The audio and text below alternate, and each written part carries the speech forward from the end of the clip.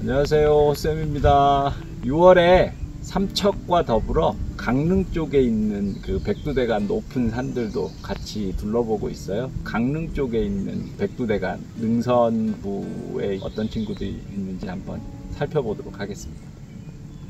종덩굴 종류가 하나 꽃을 피우고 있어요. 누른 종덩굴이라고 하는 친구입니다. 이렇게 노란 꽃을 피우는 종덩굴, 그래서 누른 종덩굴이라고 부르는데, 그렇게 구분을 하기도 하고요. 보시면 이렇게 지금 잎이 3장씩 나잖아요. 이게 이제 높은 산에 오면 볼 수 있는 종덩굴 종류인데, 이렇게 잎이 3장씩 나기 때문에 세잎 종덩굴이라고 부르는 친구가 있어요.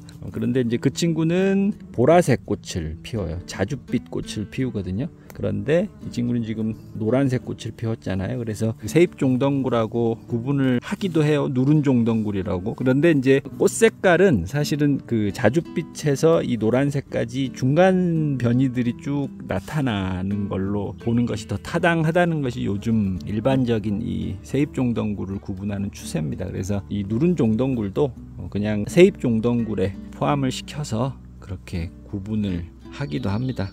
꽃들이 보면, 특히 이제 종덩굴 종류들 꽃들 보면 이렇게 노란색하고 여기 지금 자줏빛이 좀 남아 있잖아요. 그래서 자줏빛하고 그 사이를 왔다 갔다 하는 그냥 자연스러운 변이 폭 내에서 꽃 색깔의 변이라고 보여지더라고요.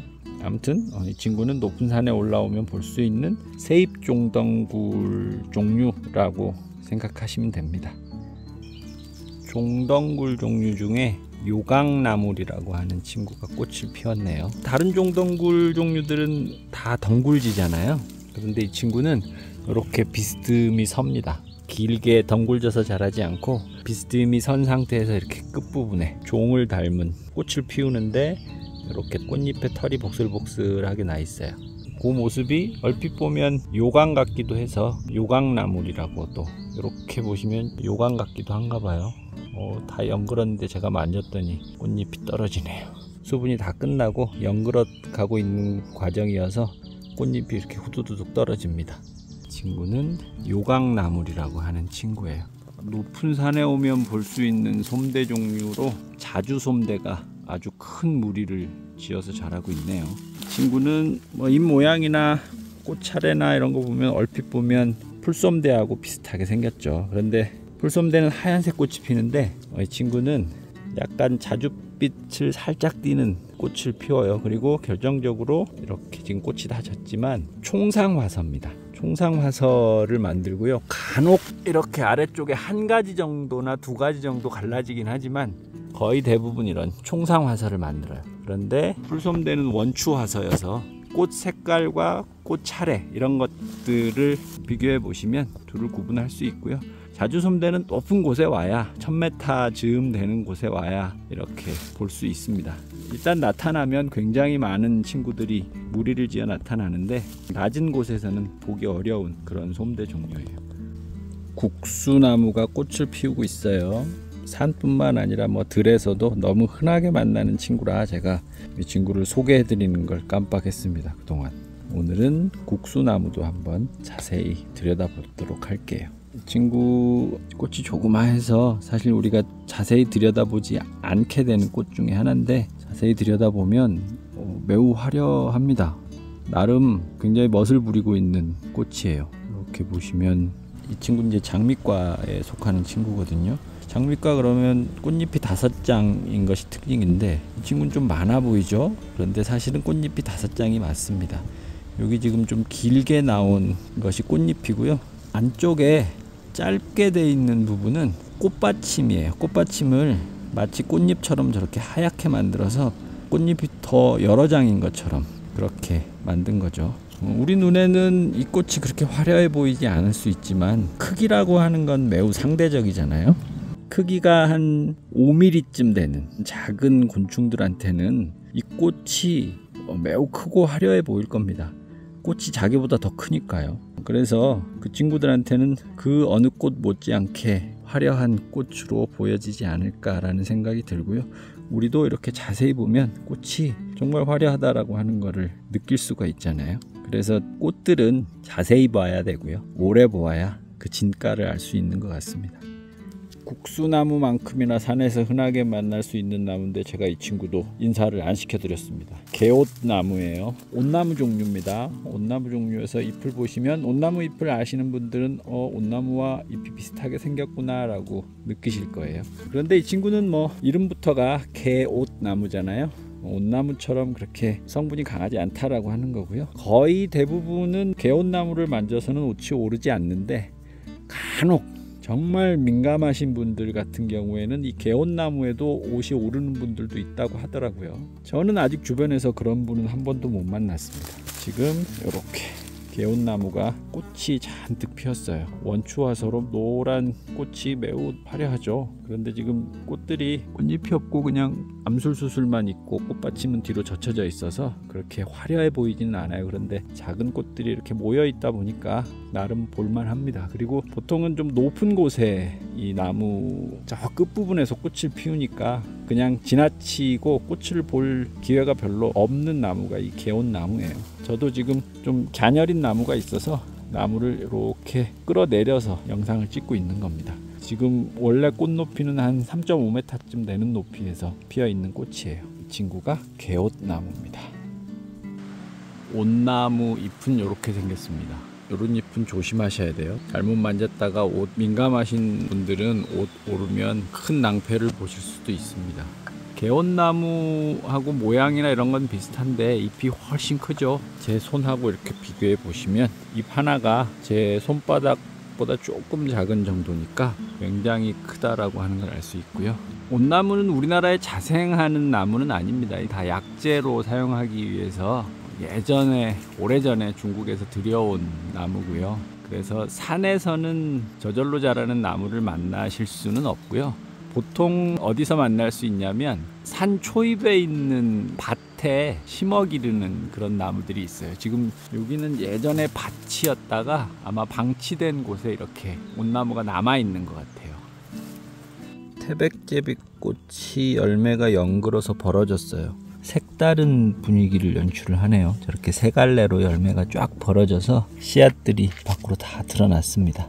제가 지금 태백제비꽃 종자를 저 열매에서 떼어낸 거예요. 이게 이제 제비꽃들이 개미한테 주는 선물인데요. 지금 저 종자 끝에 보면 하얀색 젤리 같은 거 있죠. 저거를 종침이라고도 하고 엘라이좀이라고도 하는데 저게 개미들을 위한 선물이에요. 개미들이 저 하얀색 종침을 먹기 위해서 제비꽃 열매들을 집으로 가져갑니다. 집으로 가져갔다가 저 종침만 먹고 집 근처에다가 이제 쓸모없는 저 씨앗은 버리는 거죠. 그러면 개미집 근처에서 다시 제비꽃이 피어나게 되는 겁니다. 그래서 이 제비꽃을 옮겨주는 역할은 개미들이 해요.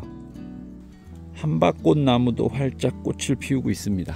이제 살짝 꽃이 지려고 해서 순백색의 꽃잎이 살짝 갈색빛이 돌기는 합니다. 그래도 아직은 그 탐스러운 자태를 그대로 뽐내고 있어요. 향기도 그대로 살아 있습니다.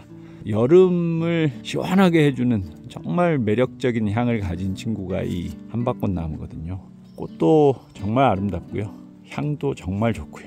그리고 잎도 이렇게 시원시원해서 꼭 꽃이 없어도 산에서 돋보이는 그런 나무가 이 한박꽃나무가 되겠습니다. 기회 되시면 한박꽃나무 보시면 꼭 한번 향기를 맡아보시길 권해드려요. 아마 매혹되실 겁니다.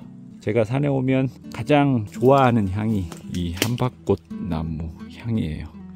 한박꽃나무에 하늘소 종류들이 여럿 와서 꽃가루를 먹고 있네요. 그 와중에 저 두 녀석은 꽃도 먹고 사랑도 나누고 그러고 있습니다. 하늘소 종류들, 딱정벌레 종류들이 목련과에 속하는 식물들의 꽃밥을 좋아해요. 이 목련 집안 자체가 원시적인 식물이어서 과거에 이제 벌과 나비가 없을 때 딱정벌레들이 수분을 책임졌던 그 시절부터 있었던 꽃이어서 딱정벌레 종류들하고 친분이 좀 깊습니다. 하얀 웨딩드레스를 입은 것 같은 수정 같은 꽃이 낙엽 틈에서 올라왔어요. 나도 수정초라고 하는 친구입니다. 이 친구는 지금 녹색이 전혀 없잖아요. 부생식물이라고 해서 광합성을 하지 않고 땅속에 있는 양분을 흡수해서 자라가는 친구다 보니까 녹색이 필요가 없어요. 그래서 잎도 없고 이렇게 꽃대만 올리는 겁니다. 사실은 이게 잎이라고 볼 수 있죠. 잎도 녹색을 띠지 않고 이렇게 투명한 수정 같은 색깔을 띠고 있어요. 비슷한 친구들 중에 우리나라에 이제 이런 종류들이 세 종류가 있는데, 수정남풀, 그리고 여기 우리가 지금 보시는 나도수정초, 그리고 구상나무 숲에서 사는 구상남풀, 이렇게 세 종류가 있는데, 이 친구들은 흥미롭게도 집안이 진달래과에 속하는 친구들이에요. 전혀 진달래하고 상관없을 것 같은데 진달래과에 속하는 집안이고요. 세 종류 다 진달래과에 속하면서 수정남풀 악과라고 하는 또 다른 작은 과를 이루고 있는 친구들인데, 셋 다 속이 달라요. 그래서 열매도 다르고 꽃도 다르고 생김도 좀 다릅니다. 지금 우리가 보고 있는 이 꽃은 보시면 암술이 청색을 띠고 있잖아요. 이 친구하고 제일 비슷한 친구가 수정남풀이에요. 그래서 이 친구도 수정남풀을 닮은 친구다 라고 해서 나도수정초라고 하는 이름을 가졌는데, 그 수정남풀은 이거보다 좀 투명한 기는 덜하지만 하여간 이런 식으로 하얀색 빛을 띠고 있어서 비슷한데, 꽃이 폈을 때 이렇게 보면 암술이 나도수정초처럼 푸른색을 띠는 게 아니라 옅은 황색을 띱니다. 그래서 꽃을 보면 둘을 구분할 수 있고요. 그리고 열매가 많이 다르다라고 해요. 저는 열매는 본 적은 없는데, 수정남풀은 그 진달래처럼 삭과라고 하죠. 이렇게 벌어지는 그런 열매를 맺는데, 나도수정초는 들쭉 속에 더 가깝게 먹을 수 있는 그런 장과라고 하죠. 육즙도 나오고 하는 그런 형태의 열매를 맺는다고 해요. 그래서 얼핏 보면 비슷해 보이지만 좀 다른 친구들입니다. 속이 다 달라요. 구상남풀은 이렇게 하얀색을 띠는 게 아니라 약간 누르스름한 빛깔을 띄어서 이 친구들하고는 조금 생긴 게 다릅니다. 땅속에서 이렇게 투명한 꽃줄기가 올라오는 걸 보면 굉장히 경이로운 그런 느낌이 들어요. 저는 꼭 면사포 쓰고 있는 신부 같다는 생각이 듭니다. 이 친구는 잎은 다 없어지고 이제 열매만 남았네요. 얼레지 열매입니다. 얼레지가 다른 친구들보다 잎도 일찍 내고 꽃을 일찍 피우다 보니까 이렇게 6월 초중순쯤 되면 잎은 다 녹아서 없어지고 열매만 남아 있습니다. 마치 기생식물이나 부생식물들 잎 없이 꽃만 올라오는 친구들처럼 생겼죠. 친구가 얼레지입니다. 이렇게 꽃핀 것 같은, 꽃대만 올라온 것 같은 이 친구도 얼레지입니다. 지금 이제 얼레지가 열매가 다 연글어서 벌어진 거예요. 저기 아직 어미를 떠나지 않은 열매도 하나 있네요. 쌀알만한 열매가 저 방마다 하나씩 들어 있었어요. 그래서 삼형제를 이 어미가 이제 떠나보낸 겁니다. 자기 역할을 다 한 거죠. 고광나무 꽃도 만개했습니다. 하얀색 꽃이 소담스럽죠. 이 친구는 향이 독특해요. 약간 그 쇠붙이 냄새가 나면서 은은한 향이 굉장히 독특한 분위기를 자아냅니다. 얼핏 보면 굉장히 차가운 느낌도 들고 또 은은한 느낌도 들고 그래요. 향기를 맡아보시면. 고광나무 종류 중에 이제 요즘 그 얇은 잎 고광나무가 대부분이다라고 하는 말씀 들어보신 적 있으실 텐데, 고광나무 중에 이렇게 잎이 좀 얇은 친구들이 있다라고 하는데, 잎을 만져봐서 얇은지 아닌지는 구분하기 쉽지 않고요. 고광나무와 얇은 잎 고광나무를 구분할 수 있는 시즌은 요때입니다. 꽃이 폈을 때만 둘을 구분할 수 있어요. 구분 기준도 조금 그렇게 아름답진 않습니다. 이렇게 보시면 지금 가운데 암술 보이시죠? 자, 암술대가 깊게 갈라지느냐 얕게 갈라지느냐. 암술대 전체의 3분의 1 정도까지 깊게 갈라지면 얇은 잎 고광나무, 끝부분만 살짝 갈라지면 고광나무예요. 이 친구는 지금 보시면 암술대가 끝부분에 살짝만 갈라졌죠. 이 친구는 고광나무가 맞고요. 얇은 잎 고광나무는 암술이 저거보다 좀 깊게 갈라집니다. 이 고광나무는 우리나라에만 있는 한반도 고유종이에요. 특산식물이죠. 고광나무 만나보시면 꼭 향기 한번 맡아보시기를 추천해 드립니다. 벽과 사쪽과는 제가 웬만하면 잘 안 다루려고 하는데, 이렇게 좀 특징적이고 재미있는 친구들은 가끔 다뤄보겠습니다. 열매가 달리고 있는데 꼭 쌀이 총총총총 달린 것 같죠. 이 친구는 왕쌀새라고 하는 친구입니다. 왕쌀새. 큰 쌀 같은 열매가 달리는 새 종류라고 해서 왕쌀새라고 하는 이름을 가지고 있어요. 산에 가서 벽과 식물들 구분하려면 좀 머리가 아픈데, 이렇게 좀 재밌게 생기고 다른 벽과 식물들하고는 좀 독특한 독특한 차이가 있는 친구들 하나씩 알아두시면 나중에 어느샌가 벽과 사촉과도 관심이 가시게 될 겁니다. 까치박달나무예요. 까치박달나무가 꽃 피우고 열매를 맺고 있습니다. 뭐 저건 꽃이라고 해도 좋고 열매라고 해도 좋고요. 이미 수분은 끝난 상태고 이제 열매가 연걸어가고 있는 그런 과정입니다. 긴 솔방울처럼 생겼죠. 꽃이. 이 친구는 서나무 속에 속하는 친구예요. 그런데 서나무나 개서나무 이런 친구들에 비해서 잎이 좀 많이 이렇게 크고요. 그리고 이렇게 평행하고 골이 깊게 지는 도드라진 맥이 특징이에요. 잎이 좀 크고 맥이 또렷한 서나무 종류가 있다라고 하면 아, 까치박달나무구나 이렇게 생각하시면 좋을 것 같아요. 까치박달나무는 수피도 좀 독특한데 이렇게 다이아몬드 모양의 피목이 발달을 합니다. 그래서 수피만 봐도 다른 나무들하고는 좀 다른 모습을 하고 있어서 금방 구분할 수 있어요. 다이아몬드 피목이 보이시죠? 다이아몬드 모양의 피목이 전체적으로 분포하고 있어요. 물참대 나무가 꽃을 피우고 있어요. 산에 들어와서 약간 습한 곳에 가면 많이 볼 수 있는 관목입니다. 이렇게 삼방화서의 꽃을 피워요. 비슷한 친구 중에 말발돌이라고 하는 친구가 있어요. 매화말발돌이라고 하는 친구도 있고 이 물참대하고 정말 비슷하게 생긴 친구는 그 중에서 그냥 말발돌입니다. 말발돌이는 잎 생긴 거나 꽃 피는 모양이나 이런 부분들이 거의 비슷해요. 그런데 이제 둘은 어떤 차이가 있냐면 말발돌이는 조금 건조한 곳에 살고요.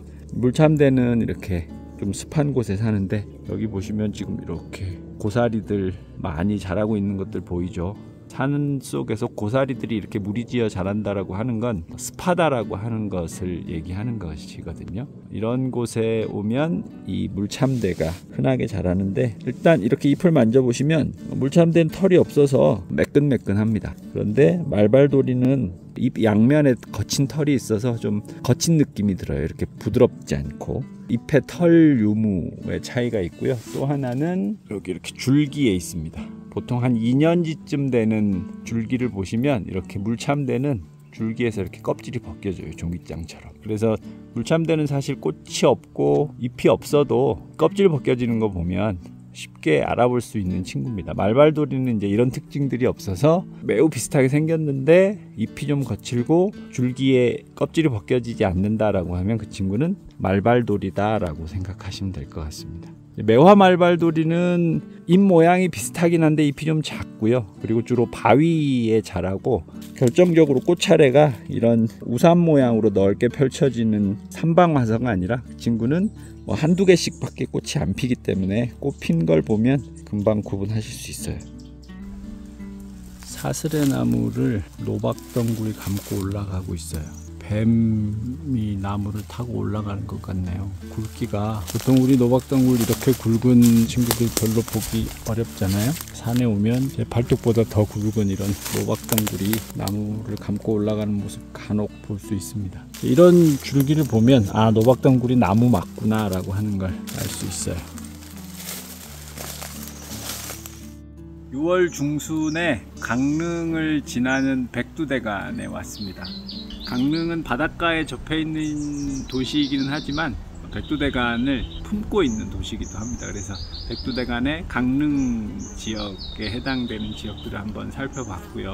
이제 6월 중순으로 접어드니까 초본들은 꽃핀 친구들이 별로 없었고 이제는 나무들이 꽃 피우는 시기가 되어 가고 있네요. 그래서 고광나무나 개회나무 종류들이 이제 한참 꽃들을 피우고 있습니다.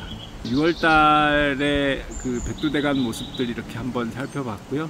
제가 이제 한 8월쯤에 요 구간에 다시 한번 와보려고 해요. 그때는 어떤 모습으로 변해 있는지 한번 그때도 소식 전하도록 하겠습니다. 오늘도 감사하고요. 약은 약사에게, 식물은 흑쌤에게. 감사합니다.